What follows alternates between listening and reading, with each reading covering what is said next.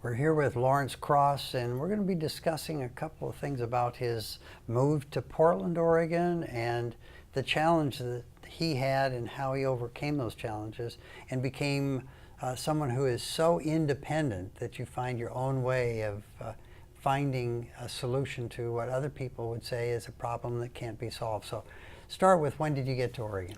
I moved to Oregon in 2001. I was now living in a two-story house that I couldn't afford. It was, my health was not, let's say, not improving. Okay. And so I thought if I sold this house and netted $100,000, I could come out here and buy a house outright. Okay, and then what did you do?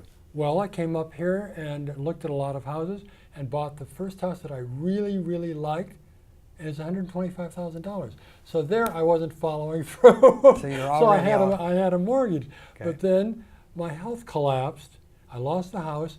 I lived at our house of Portland, which is Oregon's one facility for people with AIDS, and it was set up for people not living with AIDS but dying of AIDS. And I was assuming, everybody was assuming I was going to die. And I even planned to. I quit my meds. I Okay. said, this is not the way that I want to live. So you quit the meds not because you didn't have hope, but you didn't want to live in that situation. In that situation, Okay. there's a time to live, there's a time to die. And then what happened? I didn't die. So that was an epiphany. Day And after day after week after year after month, you weren't dying. No, and people there would smoke cigarettes and watch TV. I'd be in my wheelchair, I'd get on the lift, I'd go downtown in my wheelchair. I'd get out of there 3 or 4 times a week, go to a movie, because I'm not going to sit and be stagnant. But you still believe that you're going to die soon enough. Not at that point. There was a time that I had that epiphany, Okay. because I wasn't dying. And so I said, okay. So finally, I got out of there. I rented a flat on the second floor. It had 4 bedrooms. Out of my mind, but I felt I'd been in prison. Okay. So I did this. So now you're paroled, right? I'm paroled. Okay. But so I lost that house because I couldn't afford it. Then I went back to our house again. I kept going back and forth. And then my father, a wonderful, most influential person in my life, he could take the Buffalo Red nickel, squeeze it so the buffalo wept. But when he died in 2006, I inherited $500,000. Okay. So then I was living in a subsidized housing. Now I had money. Okay. So I looked for, this is the housing market, whereas the seller's market. I looked and looked for housing. Nothing was accessible. This time I was in using my walker. So this time when you're looking for a place to live, Yeah. you were no longer looking for a place that was cheap enough for you to afford, but you were looking for a place that was accessible enough for you to live there. Yes, but I couldn't find that, so I finally selected a house. There was just a terrible, terrible house. It was a rental property. Didn't have a vertical 2x4 in it, but I kept going back. It kept pulling me. And said, this house has potential. So I bought it, $140,000 cash, then spent a lot of money fixing it. But this is where everything kind of works out. My partner wrote a song and said, all the good wasn't good and all the bad wasn't bad and it wasn't happenstance. And I really believe that. Say that again.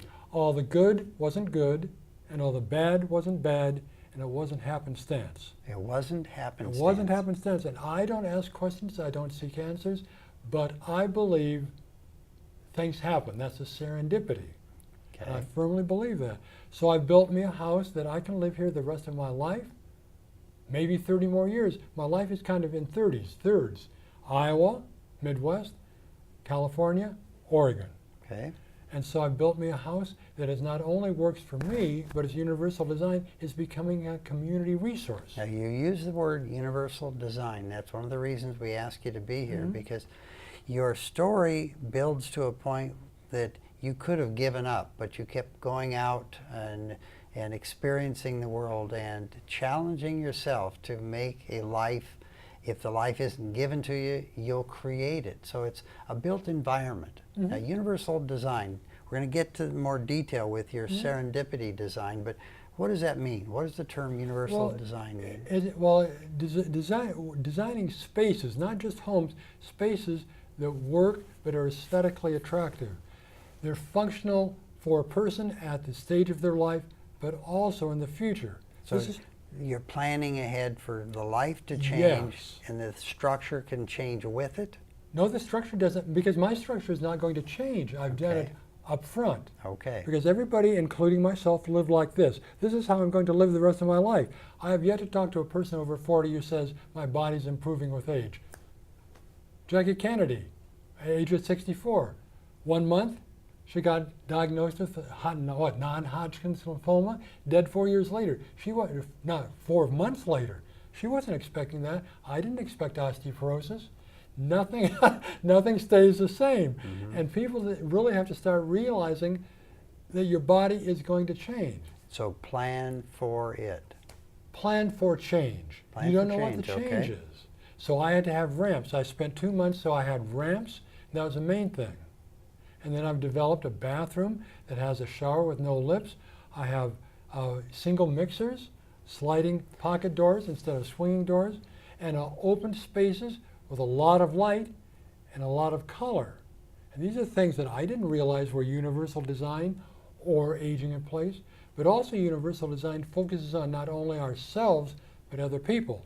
Because there's very few homes that I can visit, because I can't get into them.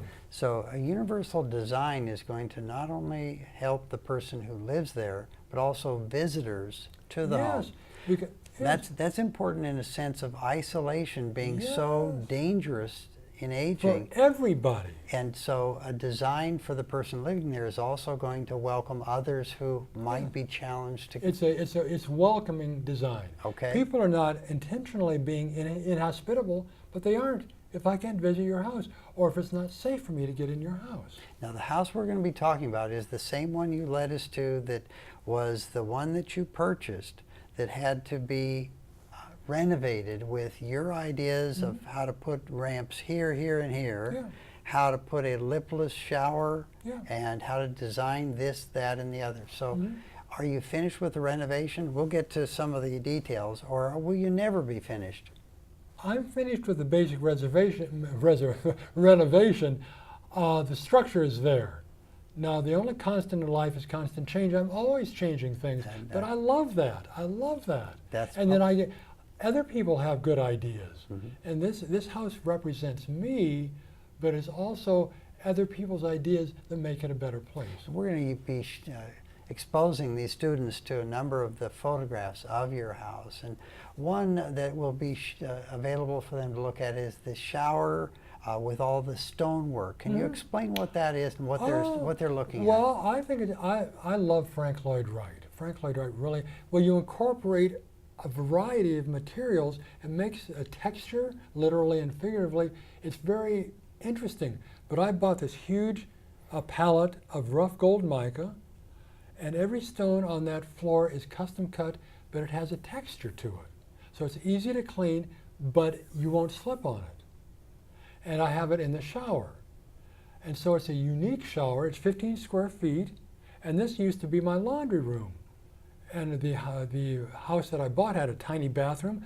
I told the contractor, let's just take out the bathtub and put in a walk-in shower. He says, well, use your laundry room. The laundry room wasn't my idea, it was his idea, but then I designed it. So the bathroom is 100 square feet, and I didn't design it intentionally, but I can use my scooter and get everywhere in this house. I can get in my bathroom in the shower, in this bathroom, using my shower, my scooter. And so it's a 15 square foot shower, has a seat and an overhead, single mixers, but it's a place of beauty. And you designed this. I designed this, yes. And so it has people come over here and say, wow, this is amazing. And I always ask, what do you like about it? They like the materials. They like the sense of peace. Now, when you say that people come and look, I've been there. You gave me a tour. You've had the public come in and take tours of your universal design that you've, through your own experience, you're designing it not for a client or a customer, but for yourself. Yeah. What's the reaction you get when people come on one of your tours? Because it's unfolding. My house is completely surrounded by a fence. You cannot see the house. There's 2 waterfalls. You can hear this. They open the door, and all of a sudden, they've entered another world because it keeps unfolding. You can't see everything at one time. And so people walk down, and they say they want to follow me. I say, no, you go ahead. You don't want to enter my garden while looking at my back. So, you know, it's something they haven't seen. And every time you turn around, there's something different. I have 2 waterfalls, and when you have waterfalls, you add animals. You have birds. So first and foremost, it functions, but it also is an aesthetic. It's very pleasing. And so it's not only sustainable in terms of our values, but it's going to sustain me in my life because it makes me happy. Every time you have someone else have the joy of your waterfall. And I enjoy that Yeah. because it brings other people enjoyment. Okay. And for whatever reason, I like that. I think the reason is because you love to give back to other people. And that's one of the things I've seen is you don't want to have something that's an enclave that only you enjoy. You welcome people to come in, and you inspire people by seeing what you've created out of the necessity of you wanting to live a life instead of saying that there's no positive side to what's going on. So we're going to come back with some more segments, but we'll take a brain break at this point.